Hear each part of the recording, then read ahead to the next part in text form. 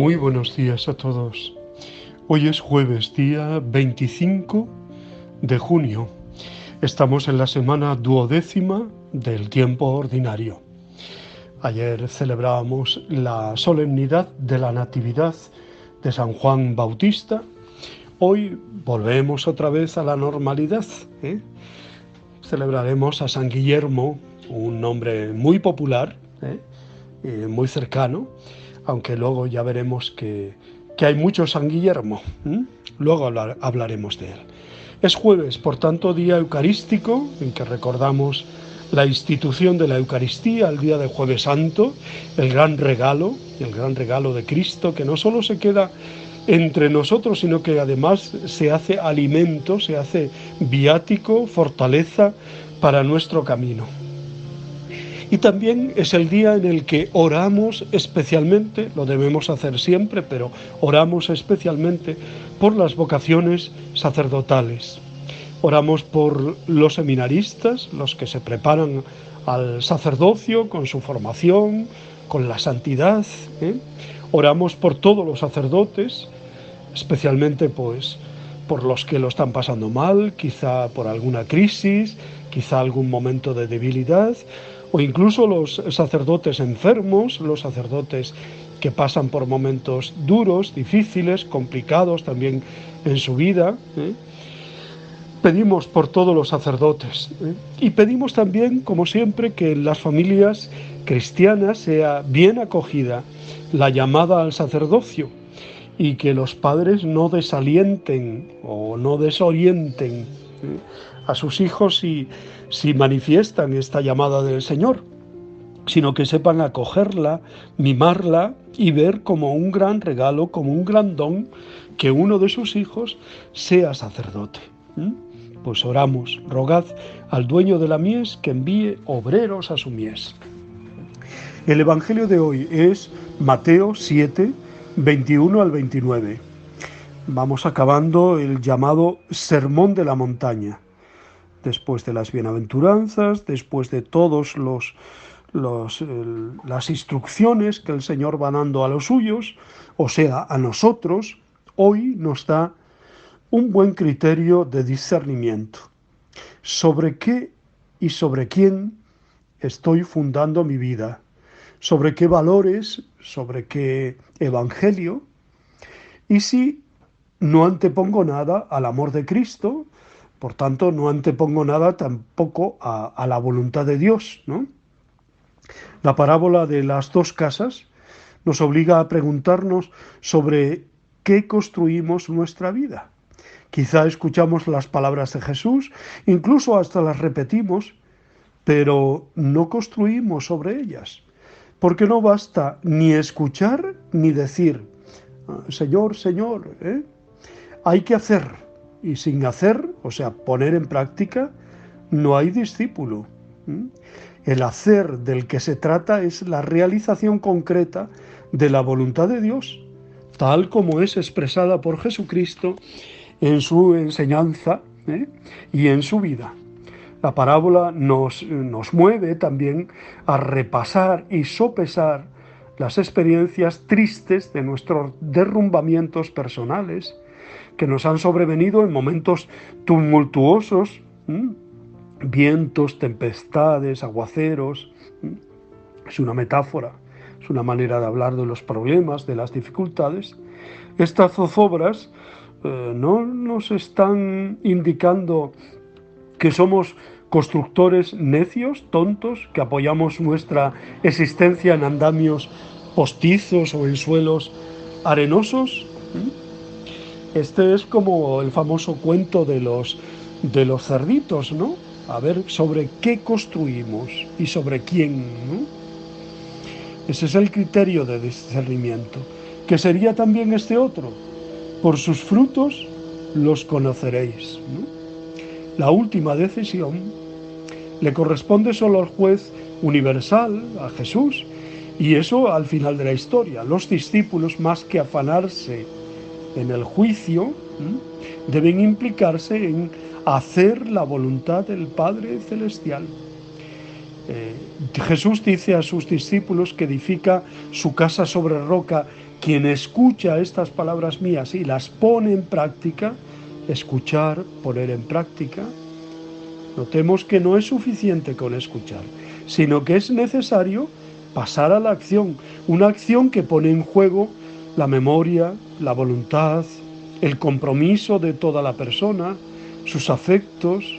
De este modo, escuchar y comprometerse vienen a ser casi sinónimos. Desde esta perspectiva, Jesús pide una escuela cuajada de fidelidad y obediencia práctica a la voluntad de Dios.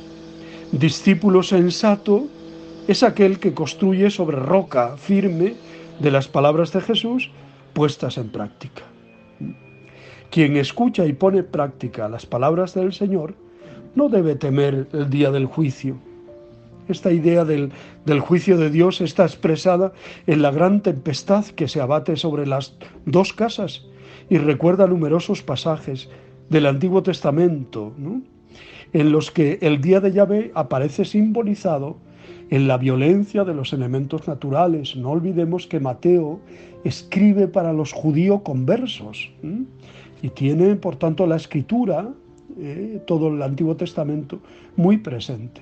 Solo debe temer el desastre final el necio que escucha estas palabras mías y no las pone en práctica, porque no solo verá derrumbarse su casa, sino que él mismo se verá abocado a la ruina.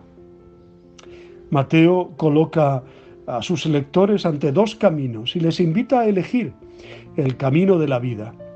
Es una ruta que se aleja de espiritualismos vacíos y marcha por la senda de cumplimiento de la voluntad de Dios. ¿Cuánta gente hay, perdón por la expresión, un poco zumbada, ¿no?, que va pues simplemente eso, rezar, pero como quien empata, no sé, chorizos, ¿no? No es eso, no es eso. Está bien el rezar, está bien el orar, pero hay también que pasar a la práctica y al compromiso y al pringarse. Nuestra fe, que debe ser una fe realmente, verdaderamente confesante. No todo el que me dice, sino el que hace, dice el Señor. Pues ojalá que nosotros entremos también en ese número. Decía antes que hay muchos Guillermos, hay muchos santos con el nombre Guillermo. Nosotros vamos a coger quizá el más popular, Guillermo de Vercelli, que nace en Vercelli en 1085 y muere en Goletto, actual Sant'Angelo de Lombardi, el 25 de junio de 1142. También conocido como San Guillermo Abad. Fue un monje fundador de monasterios y comunidades, entre ellos la congregación de Monte Virgine, el Monte de la Virgen, venerado como santo por la Iglesia Católica y cuya festividad celebramos hoy, 25 de junio. Pío XII lo proclamó patrono de Irpinia. Las fundaciones y el estilo de vida de Guillermo de Vercelli se enmarcaron en el clima de renovación monástica característico del paso del siglo XI al XII. El programa de vida expuesto por Guillermo a sus discípulos de Monte Virgine podría resumirse en su frase: «Soy del parecer, hermanos, que trabajando con nuestras manos nos ganemos la comida y el vestido para nosotros y para los pobres».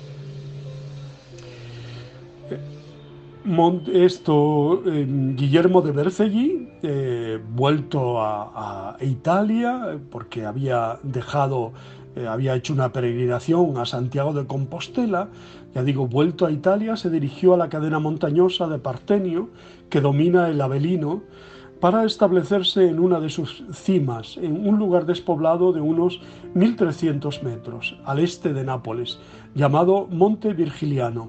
Allí practicó la vida eremítica durante algunos años. Luego se le unieron algunos discípulos, entre ellos sacerdotes que construyeron celdas y participaron de la edificación de una iglesia dedicada a la Virgen en 1124. Más tarde un monasterio al que Guillermo dio el nombre de Monte Virgine. La afluencia de fieles fue ocasión para que los sacerdotes ejercieran su ministerio, pero Guillermo, buscando la soledad, se alejó de Partenio hacia 1128. Se estableció en la llanura de Goletto. en los límites de la Campania y Basilicata. Allí comenzó una nueva experiencia monástica, un monasterio doble integrado mayormente por mujeres. Fundó otros varios de la misma regla, aunque tampoco en Goleto permaneció de forma estable, ya que viajó a Apulia en varias oportunidades.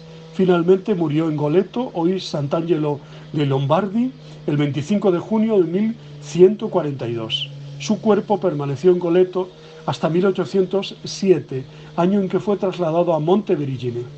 La veneración de Guillermo de Vercelli se inició en los monasterios de su propia congregación y se extendió gradualmente a la diócesis de Vercelli y a todo el reino de Nápoles. En 1785 el culto se generalizó en toda la Iglesia católica. Pues damos gracias a Dios por la vida, la obra, el ministerio, el testimonio de San Guillermo. Muchas felicidades a todos los que llevan este nombre, Guillermo o Guillermina, que también las hay.